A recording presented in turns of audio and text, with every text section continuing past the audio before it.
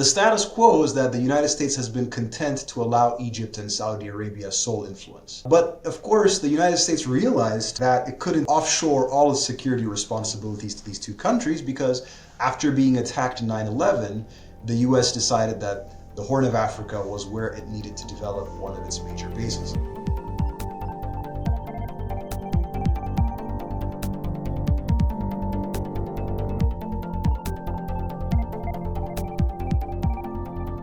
The last time I hosted you, we talked about your research on institutions, mass violence, and Ethiopia's ethnic federalism. It was a fascinating conversation, so anybody that's listening should go back to that, and I'll make sure to include that link for this conversation. This conversation, I think, has a lot of relevance because of kind of emerging conflict and the way that war is changing and the involvement of non-state actors. But you titled this one Red Sea Rivalries, Egypt, Ethiopia, and Histories of Maritime War. And you wrote this in a publication called Phenomenal World. Maybe you could give us a little bit of background on why you contributed to this publication and then frame the piece for us, and then we'll discuss. Sure. They reached out to me, so this time the work was solicited, but their publication, one of my, I remember when I was in grad school, one of my professors wrote for as well. They are a relatively new online journal, so what they try to do is bring sort of an academic tone, but to their writing, but also focus on relevant issues, like you said, real-time international issues that pertain to political economy and security.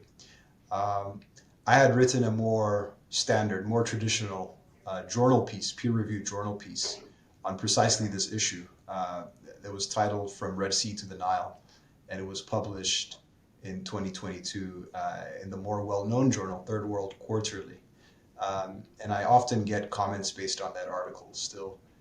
So the editors were looking for someone to write about Red Sea politics, and they came across my Third World Quarterly article, which pretty much sort of talks about the geographies of power that construct themselves around the Red Sea region. So that's how they approached me and asked me if I was interested in writing a piece for them.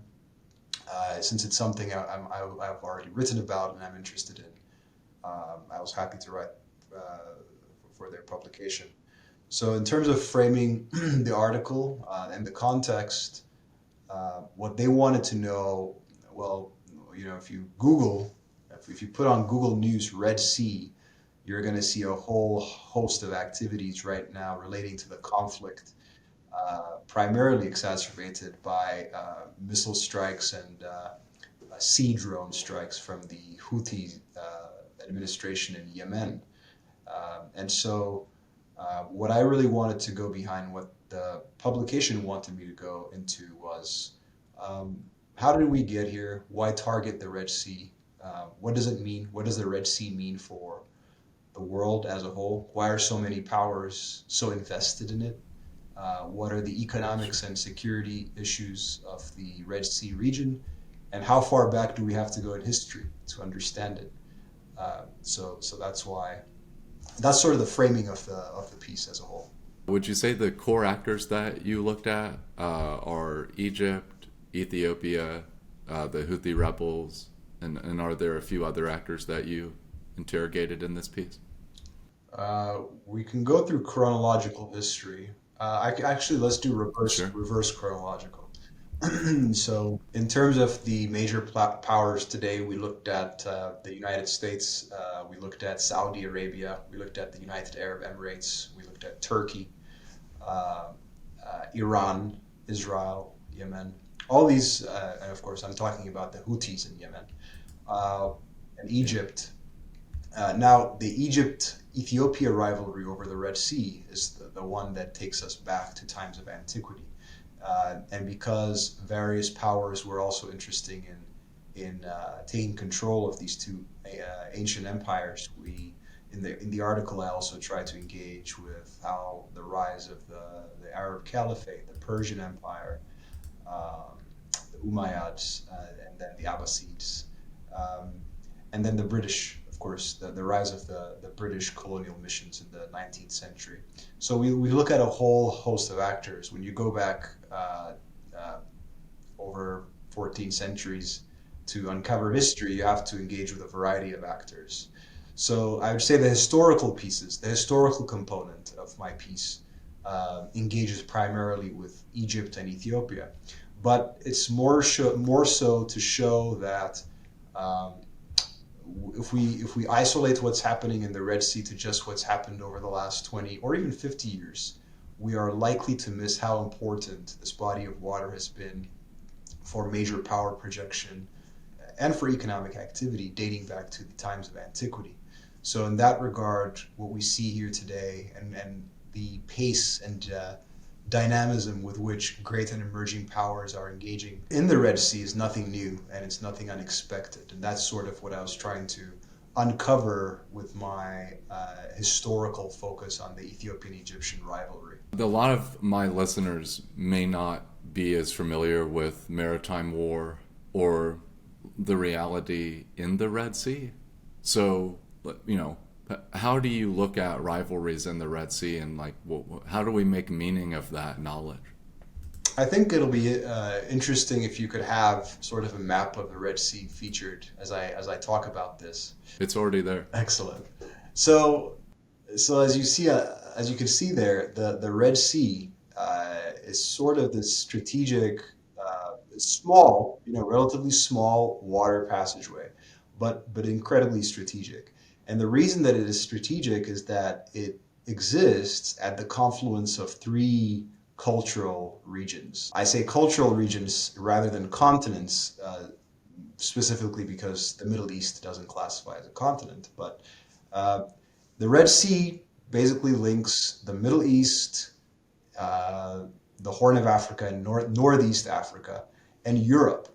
And by extension, also South Asia, because when ships want to travel, and when I say ships here, I'm talking primarily about ships carrying commercial goods. When commercial goods are traveling from Europe to East Africa or from Europe to Southern Asia, they primarily go through the Red Sea. So at the top of at the north end, the northern tip of the Red Sea, you have the Suez Canal, which was constructed in the middle of the 19th century, and whose ownership passed from the French to the British and then was nationalized by Egypt. And then today the Suez Canal, so the Suez Canal is owned by Egypt. It opens up a gateway to Europe from Northeast Africa and from the Middle East. And really it's the simplest way for European ships to travel to Asia as well.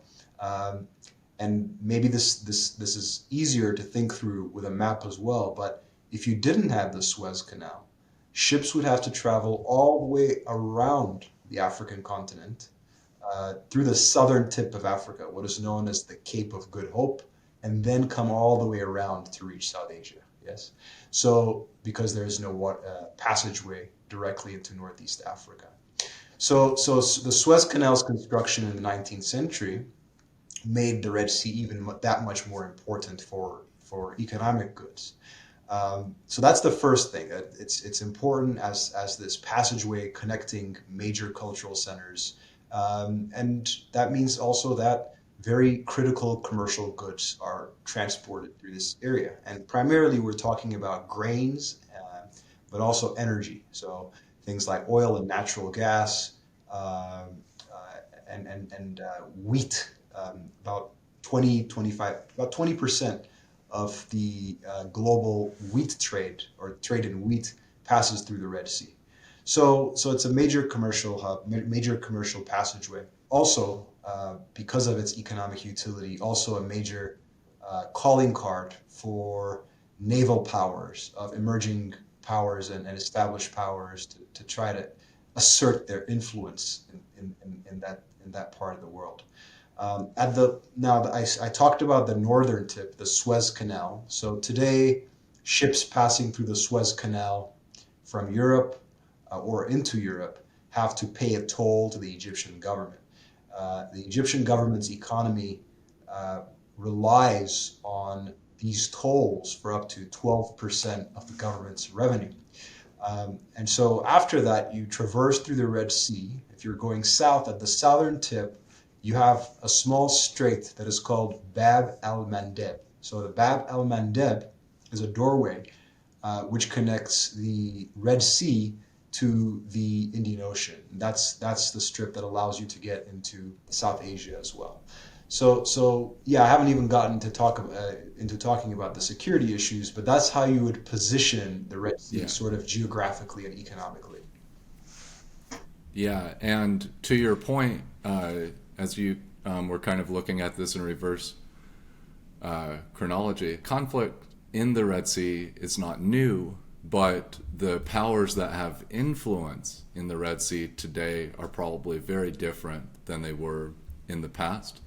I noticed that your piece explored the geographies of power, and a lot of people are, more recently paying attention to the Red Sea because the Iran-backed Houthi rebels are using the conflict in Gaza as a justification for forcibly engaging with multiple countries' ships that are using this trade route and obstructing this trade route, and even as recently as the last couple of days, cutting wires and internet connectivity that runs through this trade route. Maybe you could dig in deeper into the kind of geographies of power part of your piece. Sure. Before I do that, though, actually, since you mentioned specifically the Houthis, just to give you sort of a historical reference point for what the Houthis are doing. This is not new. So, recent history, in 2014, at the outbreak of the civil war in Yemen, as many of your viewers may know, the United States was almost immediately indirectly involved by supporting the Saudi and Emirati government attempts to restore, or at the time to prevent the Yemeni government from falling to the Houthis.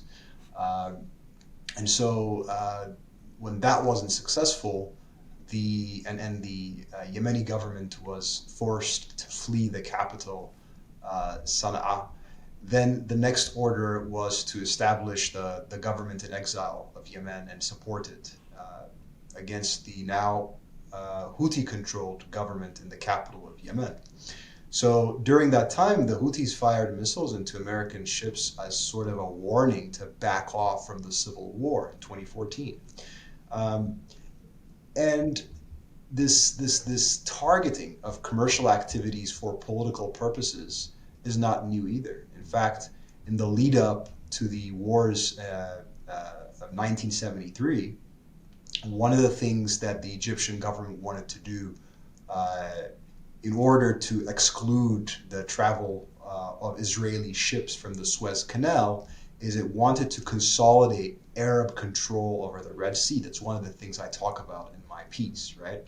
Because at that point, the Red Sea bordered at least one non-Arab nation, and then that was Ethiopia. And Ethiopia had the third largest coastline in the 1970s after Egypt and Saudi Arabia.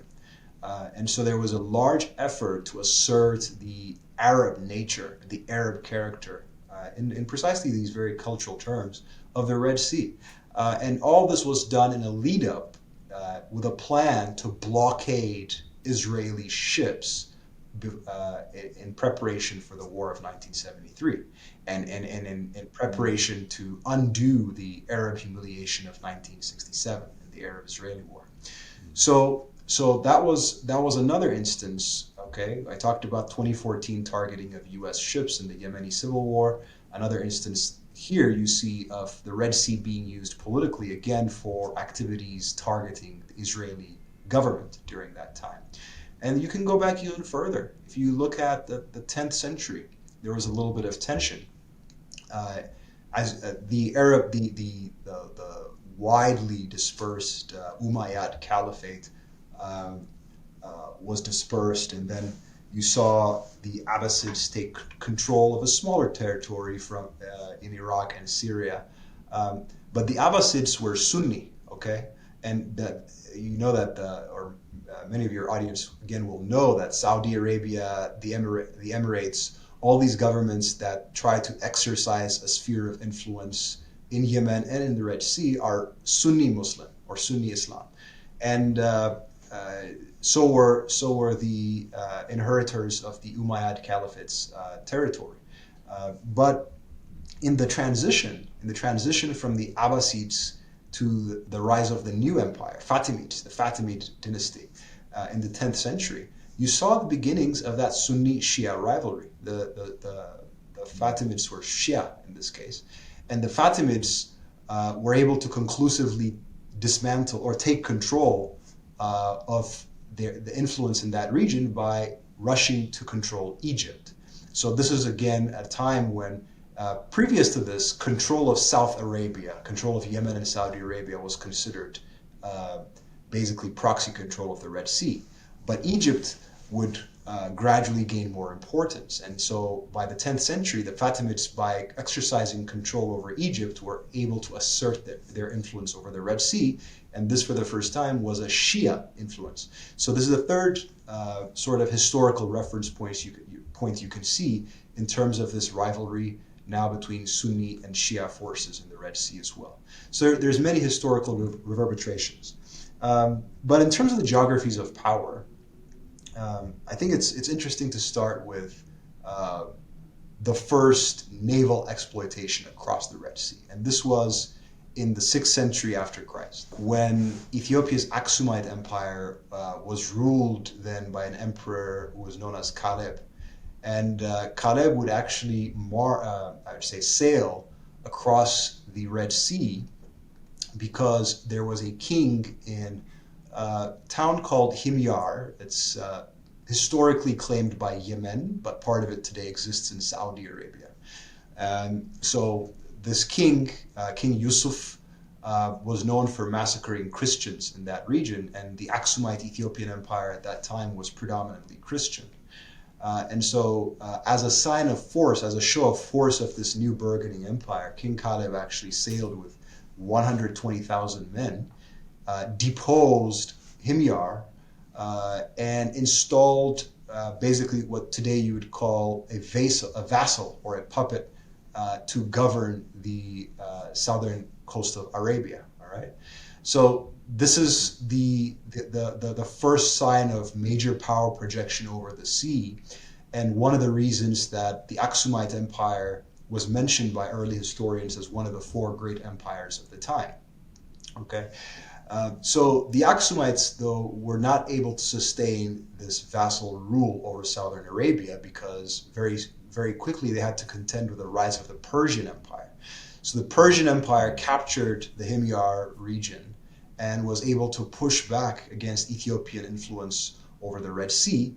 And by this also, of course, means that Aksum lost control over trade. One of the reasons the Ethiopian Aksumite Empire was so powerful during that time is because it used its naval power to control trade of things like ivory, spice, gold that traveled between the 2 coasts of the Red Sea. So as Aksum lost control of this trade, the empire itself declined very quickly. So by the 7th century, Aksum was gone. It was another empire took over in Ethiopia. So this is where you see the beginning of power projection. And from there, part of the reason that you see so many empires rising and falling now on the eastern side of the Red Sea in Arabia is again because of how important control of the region is for controlling the Red Sea. So you see the Persians, I mentioned, of course, the Umayyad Caliphate, the large Arab dynasty that sort of changes the course of civilization for that part of the world. You see the Abbasids and the Fatimids, and even the post-10th century rulers of Egypt, the Mamluks, the Ottomans, of course.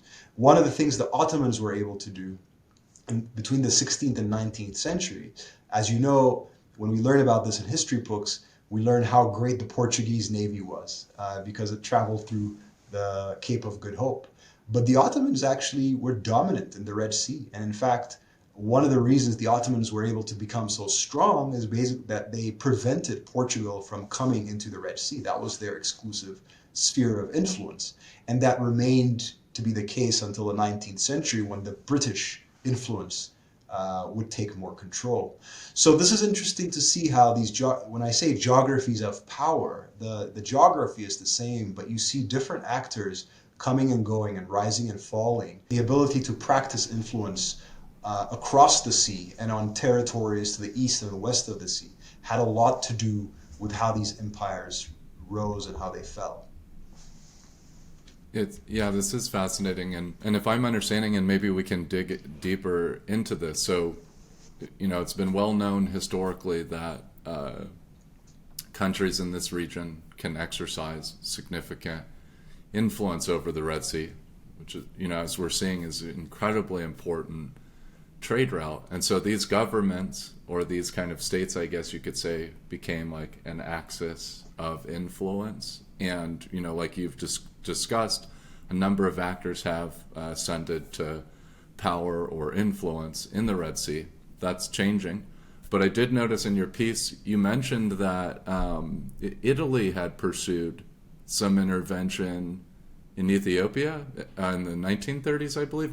Maybe you could expand, like, why did Italy intervene in Ethiopia? Great. So that's a great question. It's sort of a tangential history, but becomes again important for understanding the Red Sea. Italy, first of all, was late to the colonial conquest of the rest of Europe. So by the time Italy was able to start seeking colonies in Eastern Africa, the British already had sort of a stronghold. As I mentioned, under Khedive Ismail Pasha in the late 19th century, the British were able to take majority control. So the Suez, we're talking here about the Suez Canal. The Suez was constructed by a French company, but Ismail Pasha's government was strapped for cash. And Ismail Pasha was this visionary. He envisioned that Egypt constituted a distinct cultural civilization and national civilization, and sought to bring the vast majority of the Northeast African coast under his rule, under Egyptian rule. So, but his rule was cash strapped, and one of the things he did to sustain the economic backing for his conquests was he sold off 44% stake in the Suez Canal. So you see now the arrival of the British. Okay, the ownership of the Suez, of course, later helps them to extend ownership over the rest of Egypt and Sudan. So Italy was late. Italy would purchase first. They would send a small commercial enterprise by the name of Rubatino would purchase a coastal land from local tribe chiefs. This was in a Red Sea coastal town called Asab. Okay, so by this point, the Ismail Pasha-led Egyptian government was preparing as well for its own war on Ethiopia. So you see in 1875, so again, Italy takes over this coast in 1869 with a view to potentially expanding from commercial to political conquest and expanding its territorial reaches in Eastern Africa. At the same time, Ismail Pasha has very similar visions, but Ismail Pasha's invasion is not successful. So he comes through the port of Massawa, and in 1875 he is defeated by the Ethiopian Empire. So at this time, the Ethiopian Empire realizes that what had helped it in the past to gain independence or retain its independence was its ability to influence matters on the Red Sea. So the Ethiopian Empire tries to maintain control, having chased out or having pushed back Ismail Pasha's invasion on the coast. But by this time, the Italians are also now preparing to expand their presence, and so they quickly push the empire back into the highlands. And so the small purchase of the coast of Asab becomes the springboard for Italian East Africa. And mostly they were able to take over what today you would call Eritrea, and Somalia as well. So you had Italian Somaliland. And then the 1930s invasion that you talk about, that was a vision to unite these two parts. So, well, you have Eritrea on the northern coast, you have Somalia on the eastern coast. Well, something is missing. That's the Ethiopian Empire is standing in the middle. So Italy had a vision to conquer the Ethiopian Empire. It's doubtful that this was always its intention. For instance, there are primary records indicating that after annexing the Eritrean province, which was then sort of an Ethiopian province, or a province under the sphere of influence of the Ethiopian Empire, at least. But the Italians were able to establish a stronghold there, but also realized that this port of Assab was closer to the Ethiopian highlands than it was to Eritrea's major towns and cities. So there's primary documents indicating that in 1917, Italy had offered that strip of land, Assab, as a port for Ethiopia to use for free for 130 years. So this is why I say I'm not sure whether Italy had always planned on conquering Ethiopia. I think these plans materialized as domestic shifts within Italian politics, forced the government during that time to look for more successes abroad to make up for some of its economic mishaps internally. And Ethiopia became, there's also sort of this grievance from having lost against Ethiopia in 1889. So yeah, the Italians come to, during the course of the Second World War, occupy Ethiopia for a period of 5 years, but are then kicked out again at the heels of an alliance between Ethiopia and the British forces.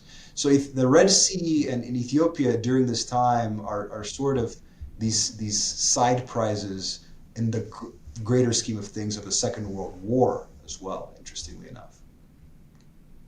Yeah, and you mentioned earlier this kind of like, I'm going to call it ethnization of the Red Sea. And you had a quote in the piece that said both the Egypt and Syrian presidents stated unequivocally that the Red Sea is an Arab lake. And I think this part is fascinating because this also digs deeper into the kind of way that you articulate and understand how identity shapes politics on the water there.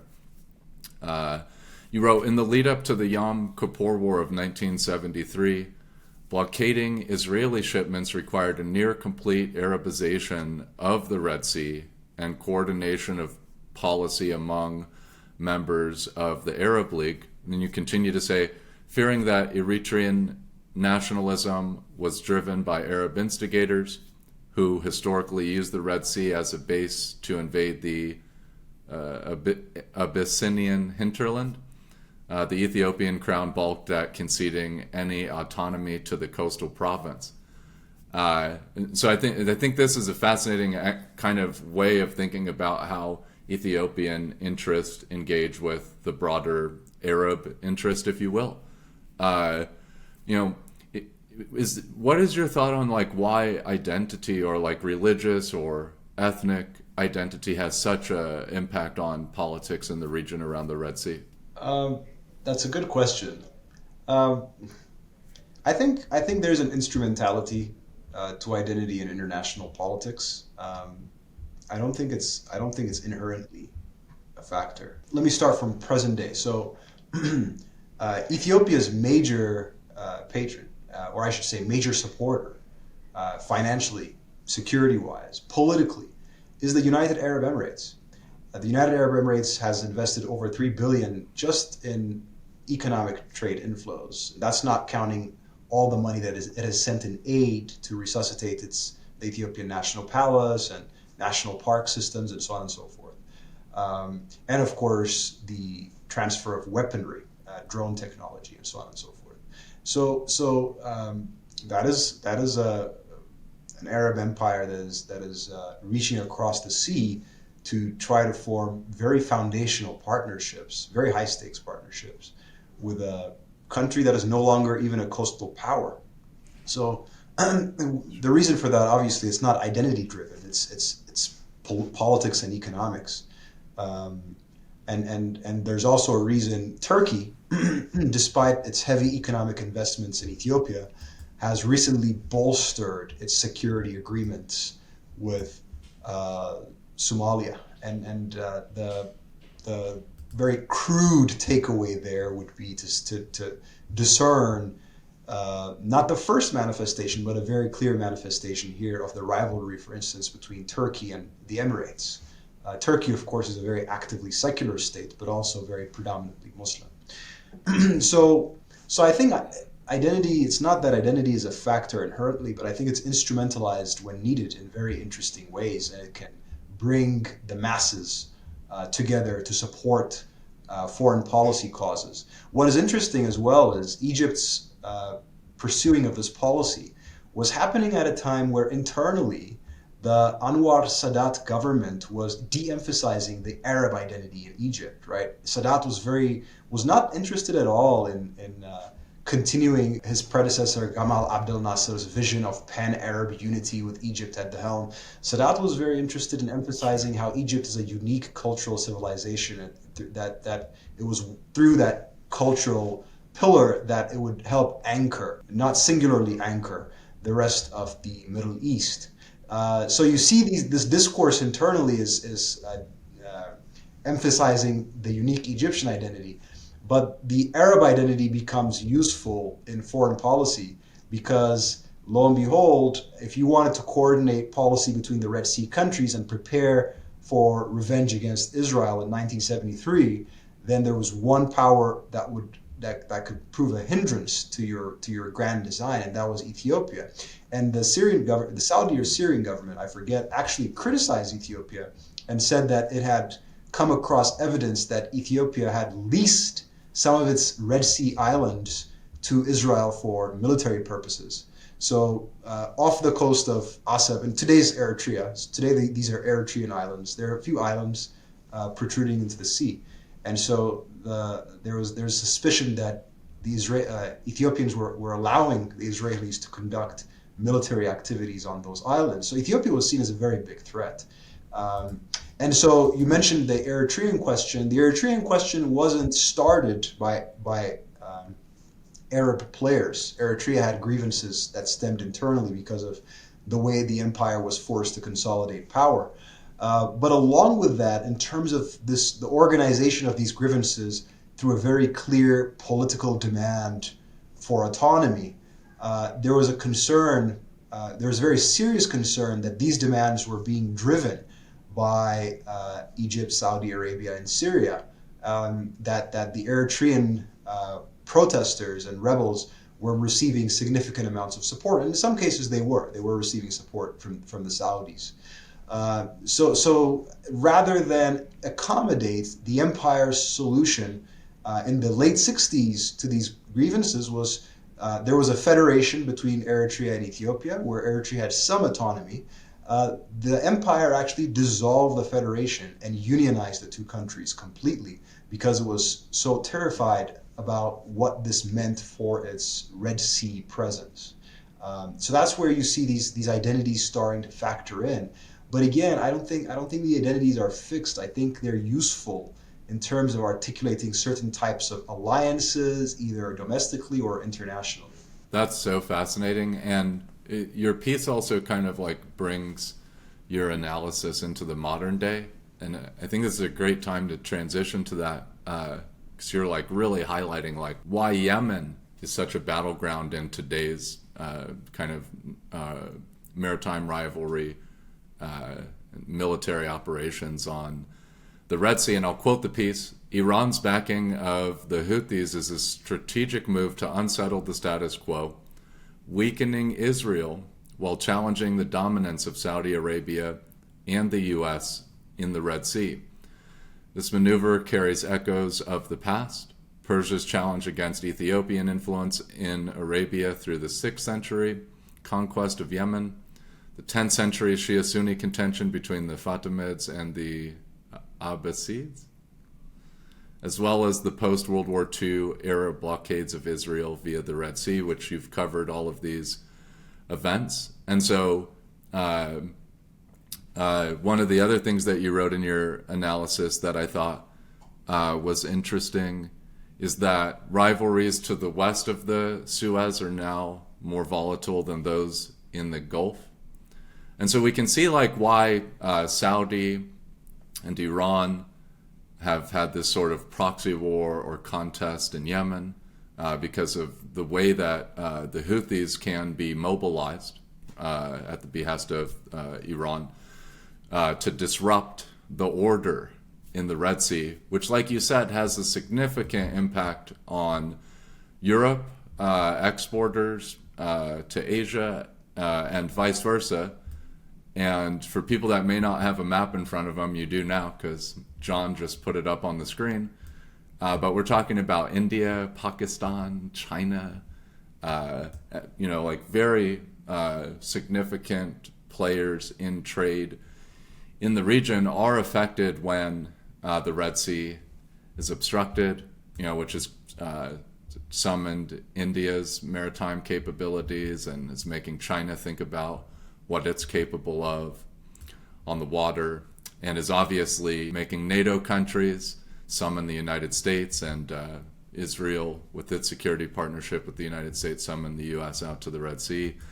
But so when we look at the modern context, are there like any key takeaways or projections of the future, even though I know you're careful with that, with your research? Or any other insights that you want to share that kind of came as you were working through this piece? You started off by quoting something from my piece where I said that rivalries to the west of the Suez now seem more volatile. And I think the reason that I say that, yes, there's continued Saudi-Iran rivalry, right? The Sunni-Shia rivalry doesn't magically disappear. But what we've seen is, although the Iranians seemed to have seen a major advantage to causing a little bit of instability in the Red Sea, perhaps perceiving that energy prices would skyrocket, or that major interruptions to trade supplies would cost American ships and Israeli ships a lot of money because now they'd have to travel through the southern coast, and so there is this, as you quoted, there is an Iranian incentive to disrupt the status quo. So maybe start by describing what that status quo is. The status quo is, well, in 1970, Egypt and Syria were practicing a discourse that tried to Arabize, quote unquote, the Red Sea. Well, they succeeded, right? By 1993, Ethiopia no longer had a coast, and Eritrea was very friendly, or practiced very friendly relations with Saudi Arabia. And so now the status quo of the Red Sea then became one where Egypt and Saudi Arabia were able to extend their dominance unhindered. And the United States eventually came to partner with these two countries, right? Egypt and Saudi Arabia became the US's major, two greatest partners in the Middle East after Israel, especially after Egypt and Israel signed or brokered their peace agreement. So the status quo is that the United States has been content to allow Egypt and Saudi Arabia sole influence. But of course, the United States realized that it couldn't give all its security responsibilities to these two countries, because after being attacked in 9/11, the US decided that the Horn of Africa was where it needed to develop one of its major bases in the country of Djibouti, Camp Lemonnier. The Horn of Africa since then has now hosted bases for Turkey in Somalia, just south of the Bab el-Mandeb Strait, China also in Djibouti. The Emirates and Saudi Arabia also tried to construct bases in Djibouti, but have since secured agreements with Eritrea to construct military installations there. So you see all these powers now rushing into this. So now we go from the economic implications to the real power implications of influencing this region, or at least not wanting to be left behind, right? Not wanting to be left behind. So in that regard, we see continued competition and contention. But I also think the Iranians are now a little hesitant to press their advantage too much with the Houthis. I think the Houthis, from what many analysts are saying, that the Houthis seem to be operating really off their own discretion, and the Iranians' level of control over Houthi actions has dissipated somewhat. And I think you also see a lot of restraint, self-restraint from Saudi Arabia. I think there is a genuine understanding that there needs to be some kind of peaceful breakthrough in Yemen. The civil war has persisted now for almost 10 years, actually 10 years. And so I think the Saudis are eager to try to hold out to strike some sort of bargain with the Houthi dominated government in the capital.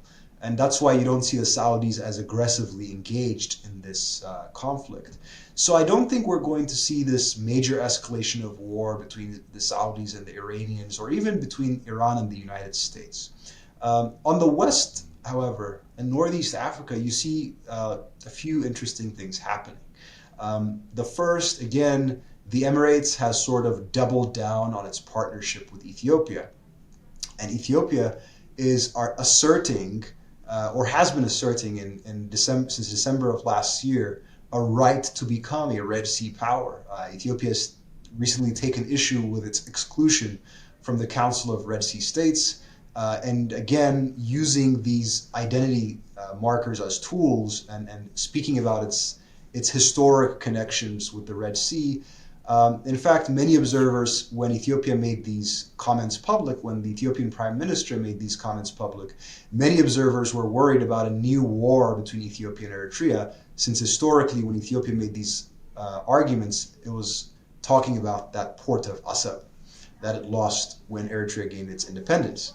But then something interesting happened, which I think nobody was expecting, which is that Ethiopia signed a deal with Somaliland, which is this semi-autonomous region at the tip, at the northern tip of present-day Somalia, again, just south of the Red Sea, just south of the Bab el-Mandeb. So it wouldn't immediately make Ethiopia a Red Sea state, but it would definitely give Ethiopia access to the Red Sea. So, and the agreement that was signed with Somaliland promised Somaliland recognition of its independence in return for allowing Ethiopia to build a military installation there. And this has rattled many feathers. The United States, which historically supported greater autonomy for Somaliland and has funded many initiatives there, was quick to reassert the territorial integrity of Somalia. You see Turkey rushing just last week to form a new security pact with Somalia. More worryingly, you see Egypt making a very explicit threat to engage militarily if Ethiopia moves forward in this deal. And of course, I think the Egyptian threat cannot be overstated, because Egypt is still very much aggrieved by Ethiopia's sort of diplomatic victory in that regional spat over the Nile River, over the Ethiopia's construction of Africa's largest hydroelectric dam in its portion of the Nile, which sort of undermines Egyptian control of the Nile and also somewhat reduces the amount of water that goes to Egypt. So Egypt is very much aggrieved about this new status quo in the Northeast Africa region. And so the Somaliland deal with Ethiopia provides a new opportunity for Egypt to reassert itself in the Red Sea after being severely weakened after its 2011 revolution and the construction of the dam. So you see more of these forces, both external forces rushing to align themselves and win new friends in the Horn of Africa. You see spats between these lesser powers that have very historic roots, and so it's a much more volatile situation where actors are really experimenting and testing the boundaries of what they perceive as a new gap not just in the Red Sea region, but in sort of this emerging multipolar order, right?